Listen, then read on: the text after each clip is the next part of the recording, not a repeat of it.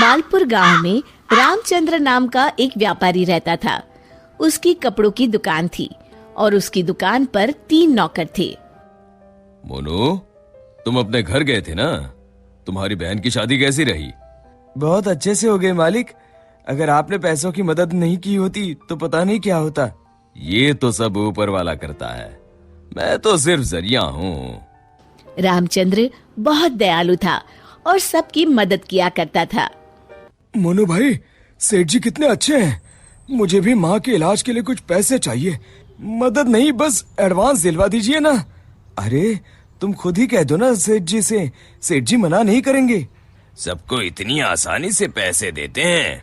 जरूर इस सेठ के पास बहुत ज्यादा पैसा है। अगर मैं कभी कुछ चुरा लूं तो इस सेठ को पता भी नहीं चलेगा और मैं माला माल हो जाऊंगा। एक दिन रामचंद्र जी को हाथ में चोट लग जाती है। उनका हाथ सूज जाता है तो वो अपनी हीरे की नई अंगूठी उतारकर दराज में रख देते हैं और भानु वो देख लेता है। अब तेरी किस्मत बदलने वाली है भानु बेटा। अगर ये हीरे की अंगूठी तेरे हाथ लग गई ना तो ये लहंगा चोली के चक्कर में नहीं पड़ना पड़ेगा। अपनी भी एक दुकान होगी, तू भी दिन भर सेठ की कुर्सी पर बैठा रहेगा, तेरे आगे पीछे नौकर चाकर घूमेंगे। सोचते सोचते भानु सपने देखने लगता है। उसे ये सब दिखाई देने लगता है। ओ भानु, क्या सोच रहा है? चल खाना खाने चलते हैं, सेठ जी भी आराम कर रहे हैं। तुम लोग जाओ यार, मेरा मन नहीं है। क्यों?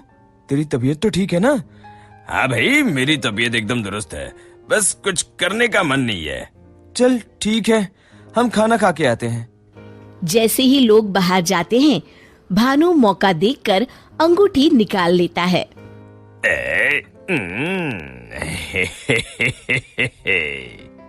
शाम के समय।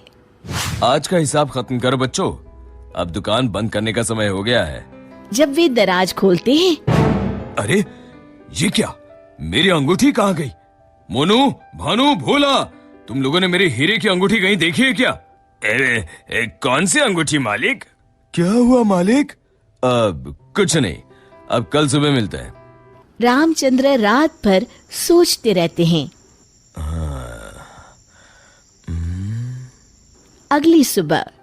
आज दुकान को दुल्हन की तरह सजाओ, हर आने जाने वाले का मुंह मीठा करवाओ, आज बड़ी खुशी का दिन है। ऐसी क्या बात है सेठ जी? दरअसल कई सालों पहले एक दिन मुझे एक हीरे की अंगूठी मिली। मैं उसे उठा के घर ले आया। उसी रात मुझे सपने में आकर एक बाबा ने श्राप दिया कि तूने पैसों के लालच में जो अंगूठी उठाई है, अब वही तेरा नुकसान करवाएगी।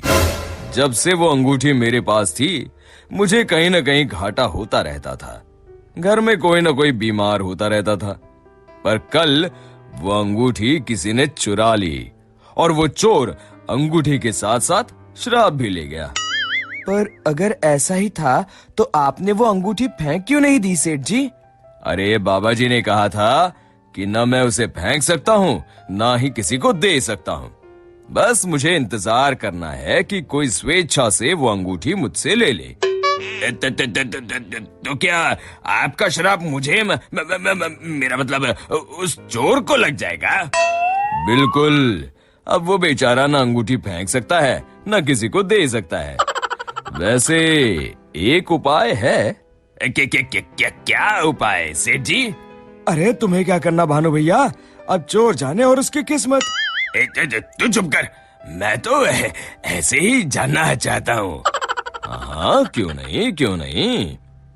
दरअसल अगर पूर्णिमा की रात को चोर हमारी दुकान के पीछे वाले बरगद के नीचे अगर अंगूठी गाड़ दे तो वो श्राप से बच जाएगा। तो आपने क्यों नहीं ऐसा किया सेठ जी? तू मेरी जान ले ले। अरे भाई, मुझे ये उपाय अभी पता चला। कल पूर्णिमा है, कल मैं उस अंगूठी को गाड़ने वाला ही था। लो कर लो बात, अब तो चोर गया काम से। भानु पसीना पसीना हो जाता है।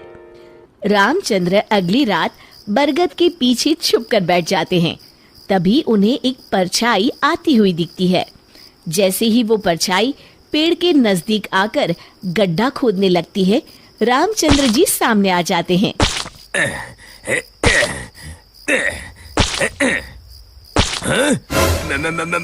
मर गए रे। मुझे माफ कर दीजिए सेठ जी। क्यों, क्या सोचने लगा भानु? माफ कीजिए, मैं हाथ जोड़ता हूँ, आपके पैर पकड़ता हूँ, मुझे माफ कर दीजिए। मुझे इस शराब से मुक्ति चाहिए। ये क्या अगड़म बगड़म बोल रहा है? शराब से मुक्ति चाहिए तो प्रायश्चित कर और कसम खा, आज के बाद कभी चोरी नहीं करूंगा। नहीं नहीं नहीं नहीं नहीं करूंगा मालिक, मुझे पुलिस को मत सौंपिएगा, चाहे नौकरी से निकाल दीजिए। मैं कल ही चुपचाप गांव छोड़ के चला जाऊंगा। मैं नया काम देख लूंगा और कभी चोरी नहीं करूंगा। वादा? वादा मालिक, वादा।